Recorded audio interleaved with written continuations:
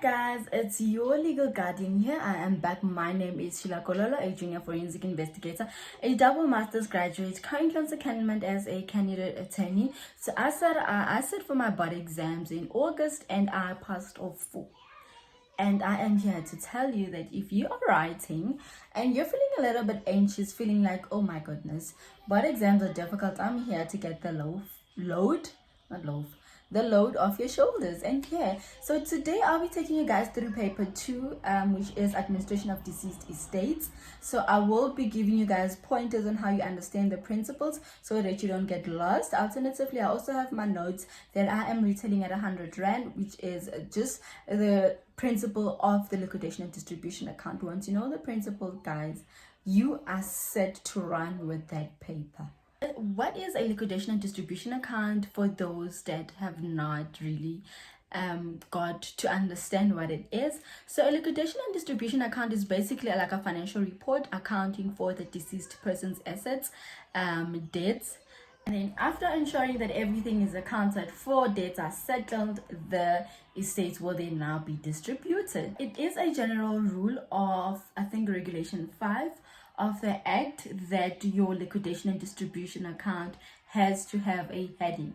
So before you can start drawing up your liquidation and distribution account, your heading will essentially include the following. So you must have the name of the deceased person, their date of death, their ID number, the marital regime in which the deceased person was married, or if unmarried, you're gonna state the deceased was unmarried, as well as a master's reference. Right, so then when you put together your heading, you're gonna have something like this. So in order to know, number one, in order for you to know whether the deceased was married or had died interstate or testate, usually go down to your question. You might find if they've got like something that say clause 4 of the will stated the following, then you know the deceased died testate, he had a will. So you're gonna say in the testate estate of, and then if they don't mention anything like that, then you know the deceased died intestate, and then you're gonna say in the intestate estate of the late, like that. So when you put together your heading, it's gonna be, let's say, the person. So when you put when you put together your heading, you are gonna say the first and final liquidation and distribution account of the interstate estate of the late Anthony Williams, his in brackets his ID number, who died on, who was married out of community of property and without the accrual system. And then you now then go and put your master's reference. You make up your master's reference. They never give it to you. You have to make it up. Once you are done with your heading, you move on to your liquidation account. So your liquidation account has 3 accounts. It's your immovables, your movables, as well as your claims in favor of the estate, also known as cash. So what are immovable? Immovable is everything that is stationary, whether it's sold or unsold. You put anything that is stationary, like your farm, your land, your sectional title, your house, it's gonna fall under your immovable. So whenever we are counting our liquidation and distribution account, let's say you're dealing with your immovables now, and they say the house was valued at, they do not mention anything about the house being sold. You are gonna record the valued at amount, right? And then also now option number 2 is they mention that the house was valued by the municipal valuation gave that the house is worth R1 million. When the executor sold the house, she or he sold the house for 900,000. So now you get confused in the exam, which amount do I pick? You always pick the amount that is sold for if the property is sold. If it's not sold, you use the valued price, because obviously if it was not sold, there wouldn't be a sold for price. So in the instance where you get 2 amounts, like your valued and sold for amount, you always use the sold for amount. So that's about it. House, farm, all those things that are stationary on land, that is your immovable. So now we go on to our movable. Our movable property is anything that is not sold. So now you've got your car, your jewelry, your furniture, a cattle, whatever. It's not stationary, but it's not sold. Also shares. So now you know, okay, fine. The shares are worth this X amount. Those are your shares. You're gonna include them in your movables. Your car is at this X amount. You're gonna use that amount. Your jewelry is worth this amount. You're gonna use that amount. So anything that is not sold, but is movable, you're gonna put it under your movable property. Like, just you think of it common sense, like jewelry is movable, car is movable, shares are movable. So essentially, and it's not sold, so it means it's a movable property. And then the third account, it's your claims in favor of the estate, also known as cash. So how do you treat these? This one is where now you must listen. So cash, or claims in favor of the estate, we are now collecting money from policies, banks, investment, debts that are owed to the deceased. So we are now going after all those people and collecting the deceased's money, because we need to make sure how much we're working on in terms of the estate. So number one, we've got investments. How do you deal with an investment? So essentially, an investment, it's the money that the deceased put away, hoping that he or she would gain interest whatsoever, investing for whatever different reason that the deceased invested. But unfortunately, the deceased dies. Now we need to collect that investment, because there's no winning. The bank needs to bring back their money with the up-to-date interest that the deceased had received that for. So now, how do you treat an investment? To make things easier, I'm going to read off a scenario from the 2024 August paper, but I'm just going to change the amounts. I'm not going to mention the amounts that I mentioned here. I'm going to use your 10 rand so that it's a lot easier to understand. So the scenario says, a moment so that I can just read. The deceased had an investment of 100 rand with MJ. The executor realizes this investment for 120, of which 10 rand is in respect of interest accrued to date of death, right? So in total, the deceased invested 100 rand. The executor collected 120, but at date of death, the interest was 10 rand. So now let's do the maths. You invest 100 rand. In total, when we collected now this investment, we collected 120. So we know that our interest overall in our investment was 20 rand. So we minus 100 rand, the capital amount, and then we left with 20 rand. So at date of death, the deceased had received 10 rand, right?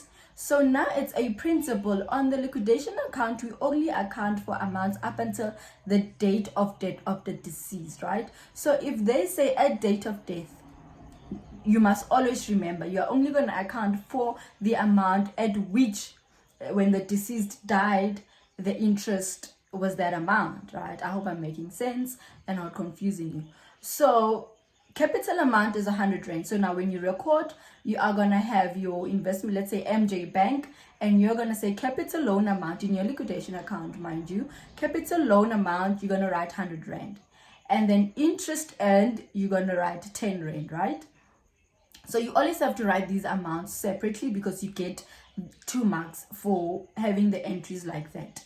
And then now you're wondering, okay, what happened to the other 10 rand? Because it like eventually the executor actually collected 120 rand. So now the 10 rand that is left, remember they said 10 rand at date of death, right? So which means when the deceased died, the account had actually realized 110. And then the other 10 rand accrued after the deceased date of death. So now we're going to have another account which we now call the income and expenditure account. So the 10 rand that was accrued after date of death will go to the income and expenditure account. I hope you are hearing me. Capital amount was 100 rand. The executor in total amount collected 120, of which the 20 rand was the interest. At date of death, the interest was actually 10 rand. So now the other 10 rand, what's happened to it? It's the amount that we collected after date of death.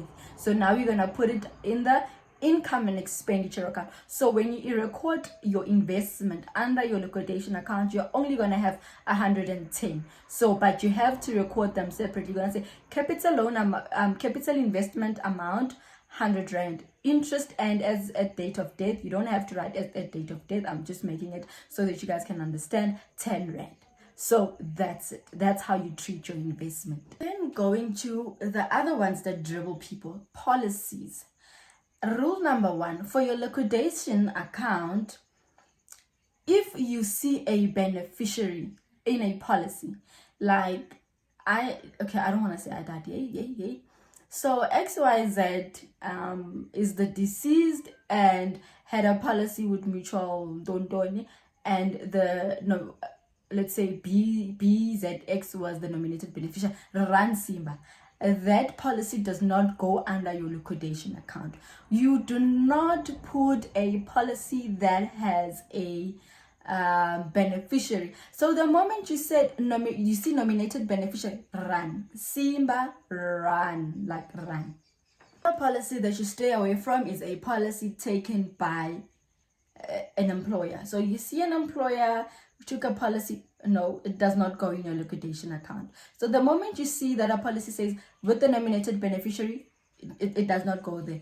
The policy was taken by the employer, it does not go there. You know, the only policy that you're going to include is if the thing, it has no named beneficiary, then yes, you are going to record it. So now you've got a ceded policy. And what is a ceded? So what is a ceded policy? A ceded policy, let's say you've got a policy with Old Mutual that is supposed to pay out 20,000, and you've got a loan against that policy in the amount of 4,000, right? So that's a ceded policy. So now what you do with a ceded policy is you are going to record the 20,000 as it is. Remember, when the policy pays out, it's going to pay out 20,000, and against that policy we've got a loan in the amount of 4,000. So now you see this 20,000 and there's 4,000 in the exams, and you are confused.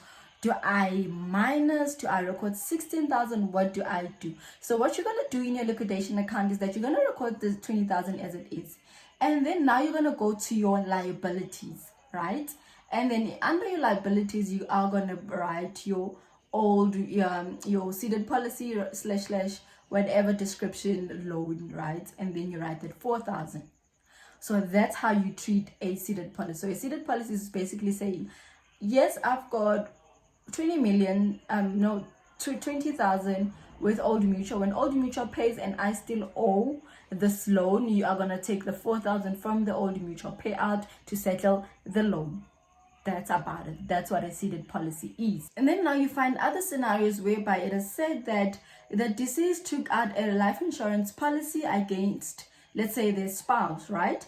And unfortunately the deceased dies first and the spouse is surviving, right? So now what happens to this policy? No, you don't ignore it. Remember that the deceased was paying premiums. Now that policy has to be surrendered to the deceased estate. We call it a surrendered policy. So when the deceased takes the policy, a policy against in the life of someone else and dies first, we take the surrender value. So we're going to take the surrender value of that policy and now take it back to the deceased estate. You will see it would have a surrender value or whatnot. And then number 2, the other one would be A took a life insurance policy in the amount of in his own name, right? So he put a life insurance policy in against his life, right? So now they will, to confuse you, they will give you the surrender value and the maturity value. Which amounts are you going to take? Heavenly child, please take the maturity value. Why the maturity value? Because the deceased has died, the policy has matured, hence we take the maturity value. So always remember this. If it's in the life of someone else, the person survived, the deceased dies first, we take the the surrender value, because now that policy, it's not going to be paid anymore. We are recouping that and paying it back to the estate of the deceased. But then if it was against the deceased's life, he dies, there's no nominated beneficiary, we are going to take that maturity value. So they will give you two amounts to confuse you, but you must know that, okay, fine, there shouldn't be a nominated beneficiary. Rule number one, there shouldn't be a nominated beneficiary. And then because the deceased died, obviously now the policy is maturing, you are gonna take the maturity value. I hope you remember that. In closing, because this is just the liquidation account that I'm busy with, I will then further submit another one for the liabilities, and then just separate the account so that you don't find it confusing. So please always bear in mind, whenever you are dealing with your liquidation account, under our liquidation guys, we do not account for liabilities. So anything owed, like as an example, as I made an example with the ceded policy, right? You are going to record the amount that you're given.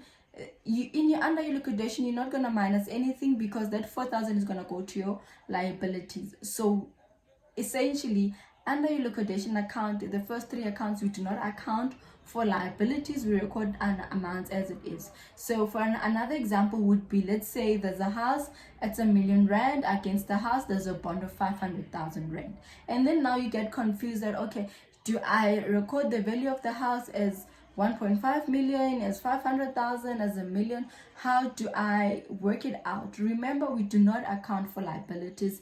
The value of the house is R1,000,000, and the 500,000 rand is a liability which you will account for under the liability section. At this point, we do not care about the liability, but the value of the house. The rule is always ask yourself, how does this relate to the estate of the deceased?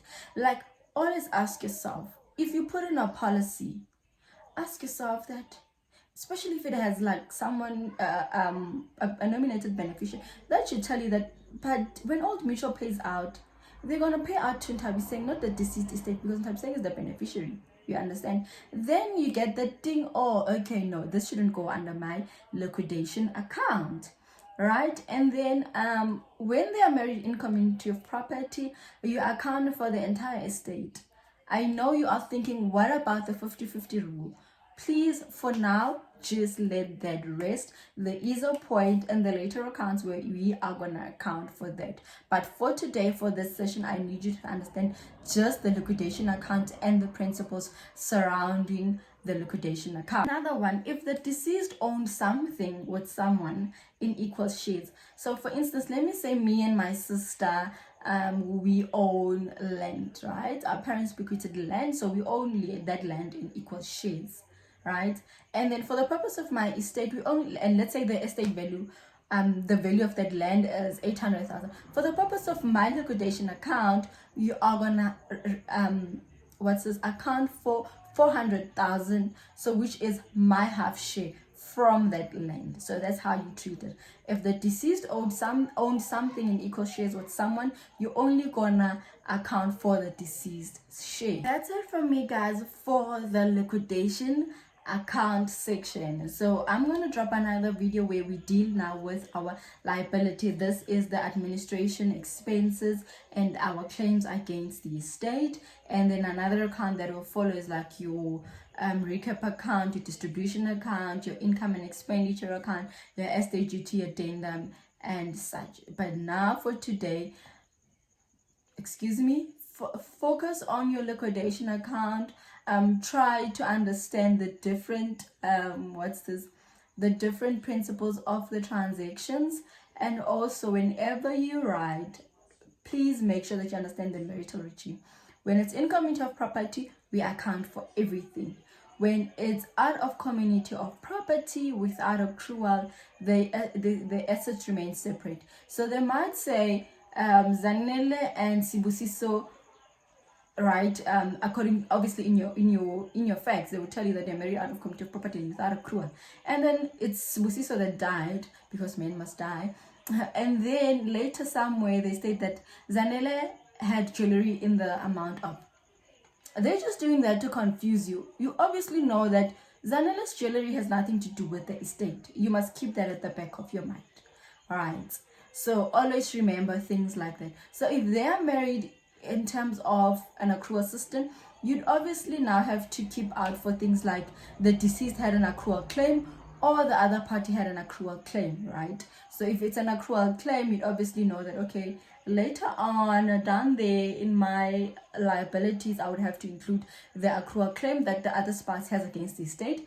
And if the deceased now has a accrual claim against the other spouse, you know that, okay, this is now money that is coming in because you're claiming from the other spouse, and it's a claim in favor of the estate. So please guys, always keep your mind open. The liquidation account is the easiest, and once you get this right, you can't get your liabilities wrong. You can't. That's it from me, guys. I hope you found this session very helpful. Drop a comment if you need me to clarify anything.